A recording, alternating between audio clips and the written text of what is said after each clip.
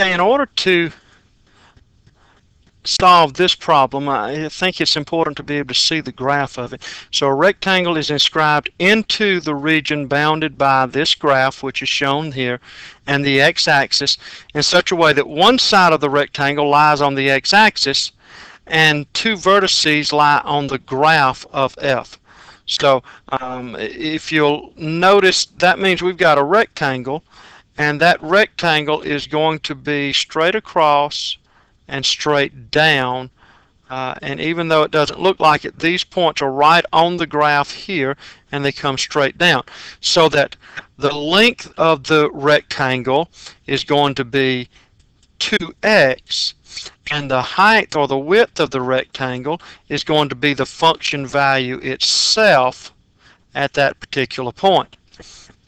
So that's our length and our width. The length is 2x because from 0 to here would be x. This is the same distance over here, so the entire distance is 2x. We want to maximize the area, so our area is 2x times x squared minus 1 quantity squared. In order for that to be a maximum, we must take the derivative, which is the first, 2x, times the derivative of the second, which is 2x squared minus 1 times 2x, plus the second, x squared minus 1 quantity squared, times the derivative of the first, which is 2. So now if we take that derivative in order to maximize it, we want to know when that is equal to 0. So I'm going to clean it up a little bit here, and I think we have 8x squared times x squared minus 1 plus 2 times x squared minus 1 quantity squared. We're going to set that equal to 0. Well, when does that equal to 0? We can factor in x squared minus 1 out of this problem, and we're left with 8x squared plus 2 times x squared minus 1. All right, and if we continue working here, x squared minus 1, this will give us 8 plus 2 is 10, x squared minus 2. And when do those equal to 0?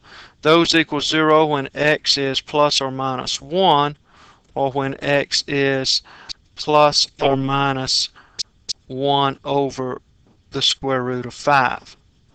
So we need to now determine a sign line for this to find what is the maximum possible area.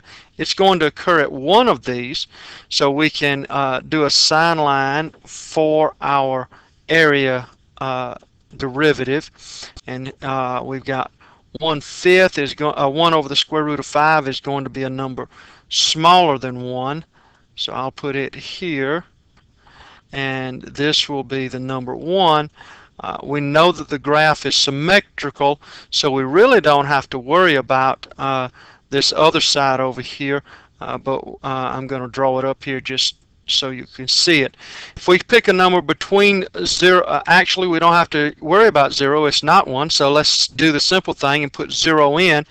If we put 0 into this function right here, we get a negative number, and 0 into that we get a negative, so that means all in here from plus and minus 1 over the square root of 5, the derivative is going to be positive.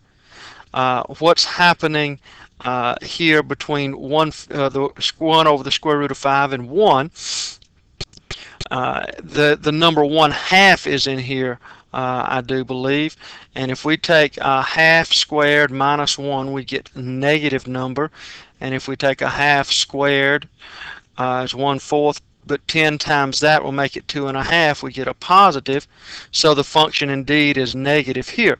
So the function, the derivative, the derivative goes from being positive, and at 1 over the square root of 5 it turns back negative. Therefore there's a max at 1 over the square root of 5. Now if we look up here, all of our numbers are numbers such as that. It says what is the maximum possible area. The maximum area means that we're going to actually take this number and plug it into our area formula and figure out what it is.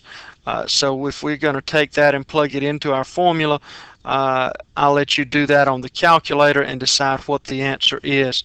The answer according to the answer book, is 0.572, which is B.